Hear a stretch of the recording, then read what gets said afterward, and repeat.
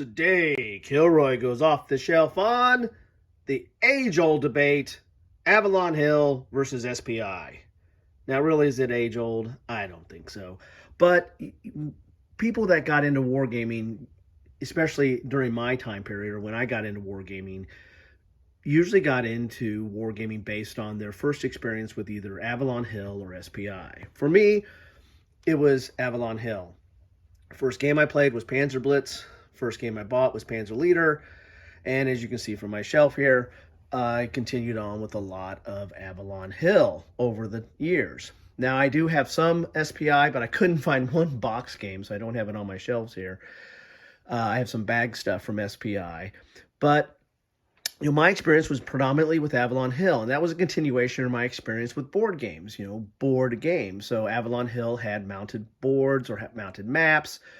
The rules were, complex for board games, but not for war games, and they were, kind of focused on the game. It was competitive situations, which, a lot of Avalon Hill games are used in conventions and in WBC and other places to have a competitive feel.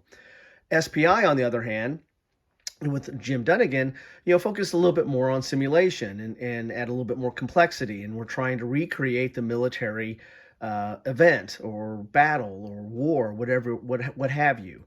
And so in that regard, they were a little bit more complex or a little bit harder to get to the table for some people and for me. Now, I did play some, but Avalon Hill was kind of my go-to.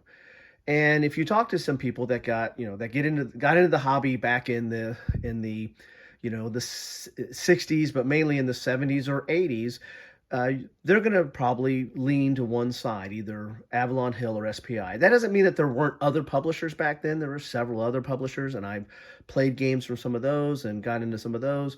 But a lot of people kind of fall into the Avalon Hill or SPI camp. Now, bring us up today. GMT commands a lot of the wargaming market and my shelves, as you can see here. But do we have that same kind of feel or loyalty today with GMT? And is there a second publisher out there that is kind of commanding the attention like SPI did back in the day? Maybe it's Compass Games. Over the last few years, Compass Games has really picked it up with a lot of variety, a lot of titles, and increased their quality as well. So, is it now GMT and Compass Games compared to the Avalon Hill and SPI of the day? Or are there others out there? Is it DVG? Is it, Worthington? Is it Lock and Load Tactical?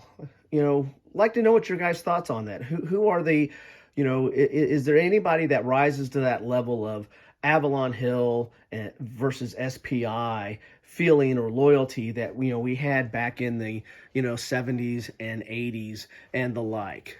I don't know. It's up. I think today we have so many publishers and so many offerings and so many choices. Even Academy Games up there, right? That it's not like it was back in the day where there wasn't as many publishers. I think the terms like golden age of anything, golden age of board gaming or golden age of wargaming is kind of overused and kind of a misnomer.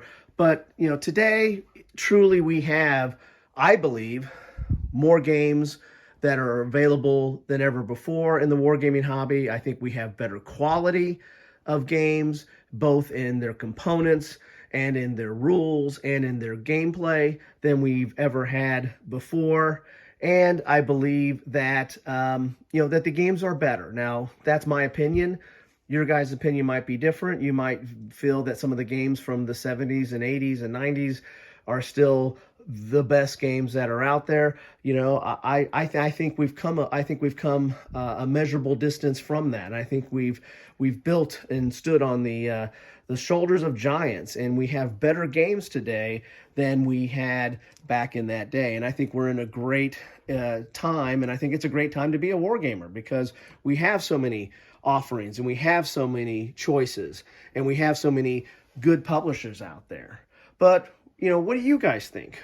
What where do you guys think that we stand versus the old days of Avalon Hill and SPI? Maybe you're going to tell me, hey, there never was Avalon Hill versus SPI, because I played, 3W, or I played, GDW,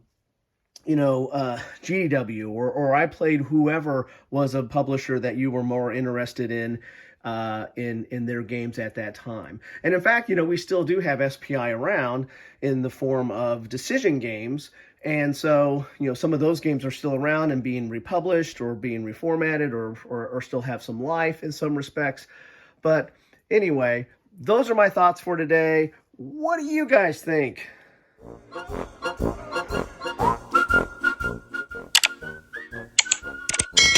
Thanks for watching.